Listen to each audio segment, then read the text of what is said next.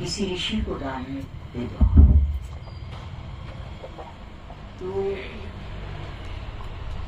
तो संतों को राजा दशरथ ने भेंट कर दी थी और लालन पालन भी उन्होंने किया। और क्योंकि ऋषि कन्या ही वो मानी जाती थी, राजकन्या ना मानकर ऋषि कन्या, और ऋषि ने, संतों ने ही उनकी शादी श्रृंगी ऋषि से कर दी। श्रृंगी ऋषि कहते हैं जिनका एक सींग था जन्म के समय। जैसे कई बच्चों की 6 उंगलियां होती हैं, कईयों का कुछ होता है ऐसा। तो श्रृंगी ऋषि नाम इसलिए उनका पड़ा था कि जन्म के समय उनके एक सींग भी था। हो गया, वह कन्या ऋषियों के यहाँ ही रहती थी।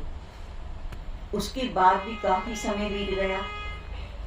दान देने के बाद कन्या की शादी भी हो गई, फिर भी संतान ना हुआ।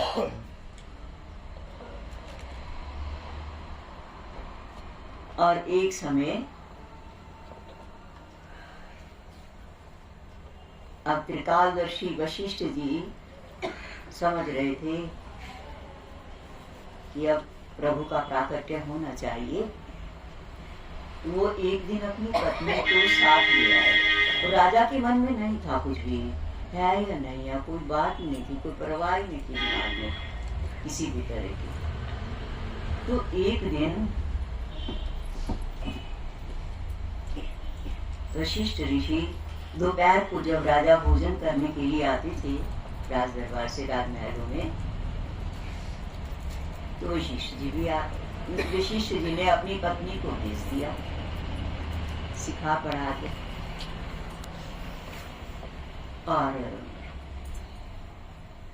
अपने पोते को लेके आ गई। वो बेटी को, वशिष्ठ जी की पत्नी अपने बेटे को लेकर के आई। राजा भोजन कर रहे थे और उस बेटे को उन्होंने चूंटी मारी जोर से, उसकी वशिष्ठ जी की पत्नी ने। वो तो चिल्ला पड़े, बेटा जोर से रोया, बच्चा था, मासूम था। जब रोया और रोता ही गया, बात तो कुछ और थी, राज तो कुछ और था। राजा दशरथ कहने लगे, रानी देखो, रोहित जी का बच्चा रो रहा है, क्यों रो रहा है, क्या बात हो गई, पता करो। खिलौना दिया, खाने को दिया, प्यार किया, तीनों रानियां उसको चुप करा। राजा कहने लगे, हमारे से भोजन नहीं किया जा रहा है, बच्चा बहुत व्याकुल है, बहुत रो रहा है। पर लीला तो कुछ और ही थी। जरा सा बच्चा चुप होने भी लगे, फिर वो रोहित आई थी, फिर उसको छेड़ दे, फिर वो चिल्ला पड़े। तो राजा दशरथ ने कहा और कौशल्या जी वगैरह ने कि देखो कैसे चुप होगा, आपको तो पता होगा इसका स्वभाव, जैसे ये चुप हो सके। राजा कह रहे, मेरे से ग्रास नहीं निकला जा रहा है बच्चे के रोने को देख करके। रोहितानी जी को मौका मिल गया बात करने का।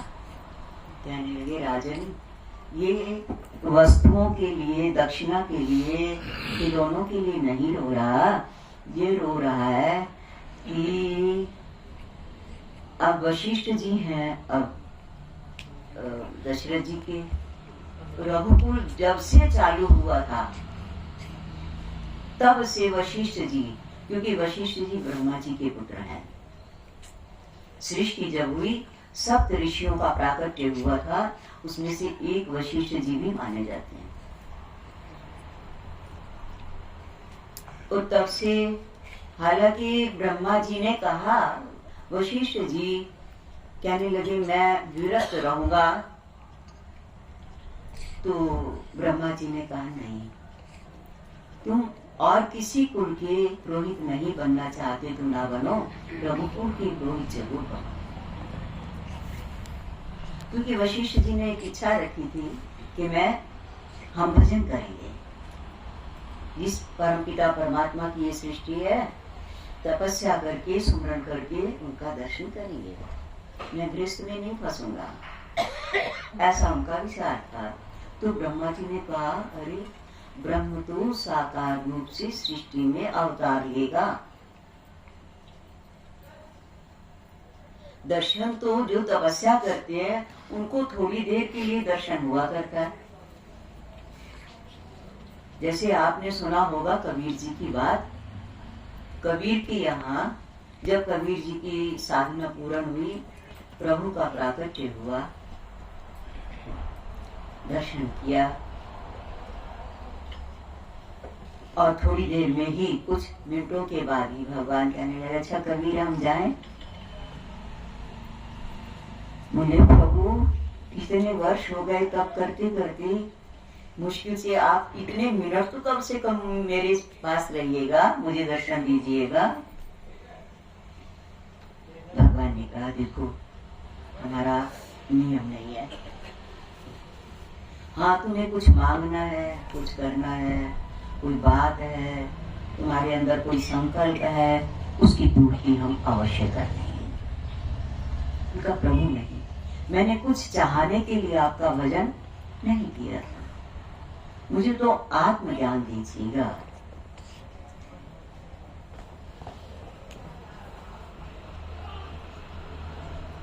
अच्छा अब हम चले, तथास्तु क्या किया हुआ। अब इनका मन फिर होने लगा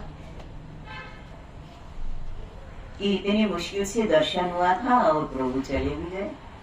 फिर उन्होंने वही धुन फिर शुरू कर दी भजन की। भजन करना शुरू किया। जब करना फिर शुरू किया, भजन करना शुरू किया, तो फिर भगवान फिर प्रकट हो गए। शायद कोई बात अधूरी रह गई होगी उसके मन की, इसलिए वो हमें फिर पुकार रहा है।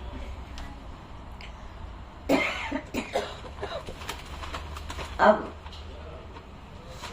कबीर जी आधी खुली आंखें, दर्शन तो कर रहे, पूरी तरह नहीं कर रहे। भगवान जी कह रहे कबीर, और कीर्तन चालू, जाप चालू अपना। भगवान कहे कबीर हम आ गए।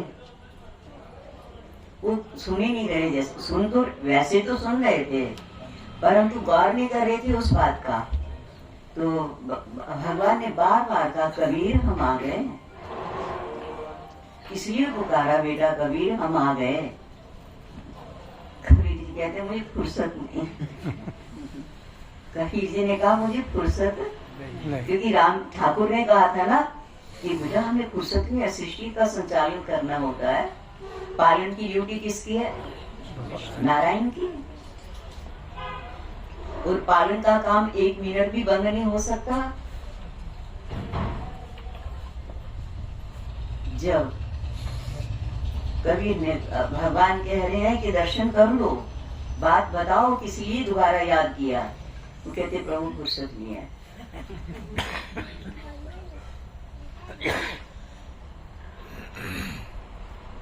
फिर भगवान समझ गए कि हमें जी भर के देखना चाहते। तो भगवान ने कहा कि हम तुम्हारे हृदय में प्रकट रहेंगे, प्रकट रूप से। इसलिए उन्होंने कहा घट घट मेरा साइया सोनी से जनक होए, बलिहारी वाघट की जाघट प्रकट होए। तो इसी तरह से राजा दशरथ, हाँ तो बोले फिर तो लीला होती है ना प्रभु की, प्रकट होने के बाद तो लीला शुरू हो जाती है। तो ब्रह्मा जी ने वशिष्ठ जी को कहा कि देखो दर्शन तो थोड़ी देर के लिए होंगे, फिर वो व्यापक ब्रह्म अदृश्य हो जाएगा, कब तक करोगे? और लीला करके तो प्रभु और रघुकुल में संपूर्ण लीला करेंगे, आदि से अंत तक की। आदि से मतलब जन्म से और आखिर तक की, इतने लंबे समय तक रहेंगे प्रभु। और तुम दर्शन करना और बातचीत करते रहेंगे। सारी लीला, सारा उनका पुरोहित आने का काम तुम ही तो करोगे। इसलिए रघुकुल के पुरोहित बन जाओ। और बोले स्कूल में जब त्रेता आएगा तो राजा दशरथ होंगे और राजा दशरथ के यहाँ राम देंगे अवतार।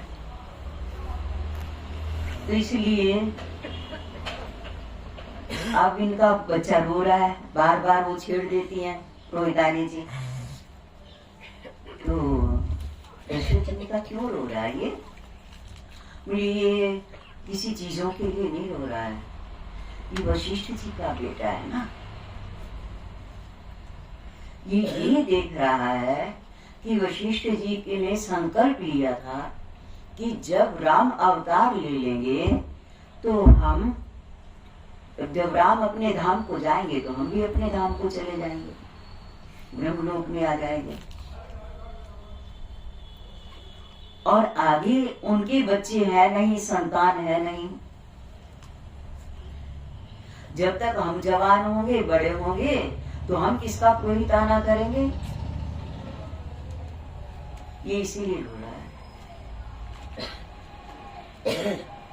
आपके यहाँ संतान नहीं है,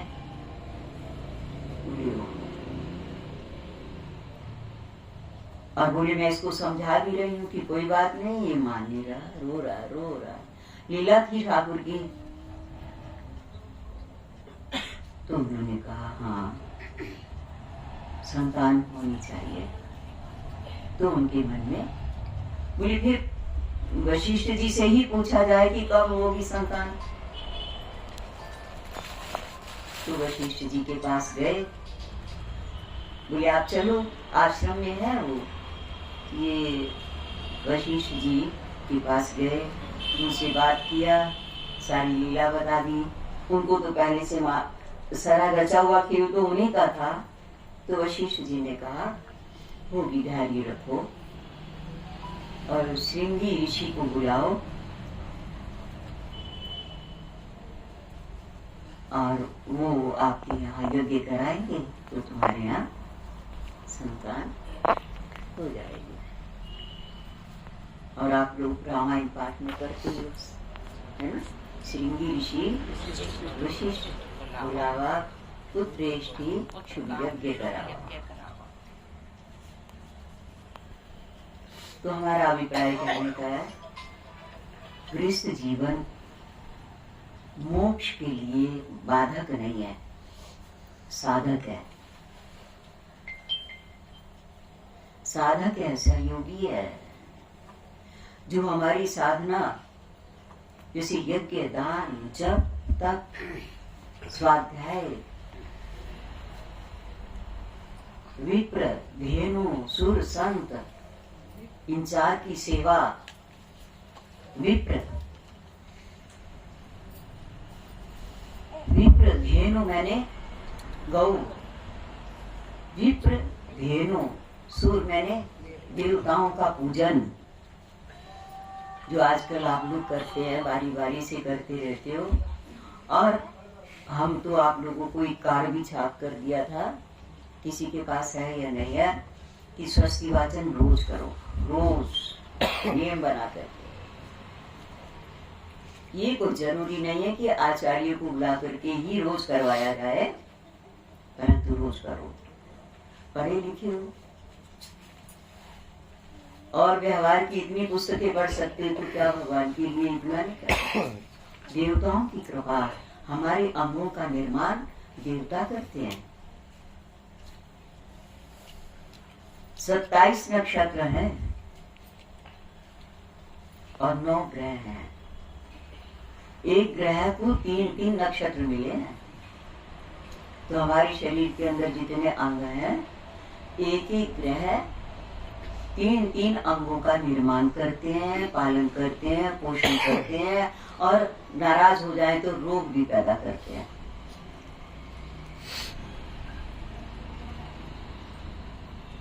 इसीलिए कहा करते हैं हम कि ग्रहों की माला, नक्षत्रों की तो नहीं कर पाओगे, 27 नक्षत्र हैं, ग्रह की माला करने से नक्षत्र भी संतुष्ट हो जाते, तो शरीर निरोग रहेगा, निर्मल रहेगी काया। क्योंकि कुत्ता भौंक रहा हो ना, भौंक रहा हो, उसके आगे कुछ उसकी मनपसंद की चीज डाल दो, वो भूल जाएगा भौंकना और खाना शुरू कर देगा। इसी तरह से कोई ग्रह नाराज हो भी सही और उसका दान वगैरह कर दो तो वो दान से संतुष्ट हो जाएगा, प्रसन्न हो जाएगा।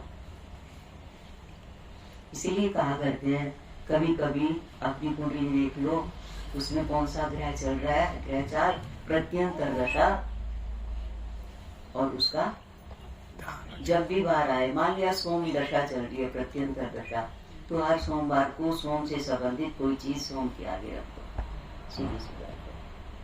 बड़ा सरल है उपाय, मुश्किल नहीं है ना। गुरु सच्चिदानंद ग्रह कौन कौन से हैं? सूर्य, सूर्य,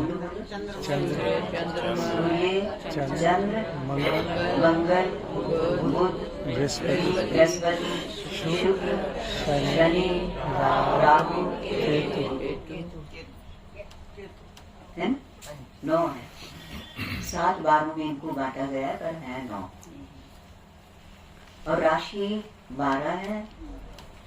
ये 12 राशियों में चक्कर लगाते रहते हैं, हर राशि, किसी की कोई भी राशि हो, घूमते रहते हैं। इनका पीरियड है, समय है, हम उधर ज्यादा समय नहीं लगाएंगे। तो अभिप्राय कहने का है कि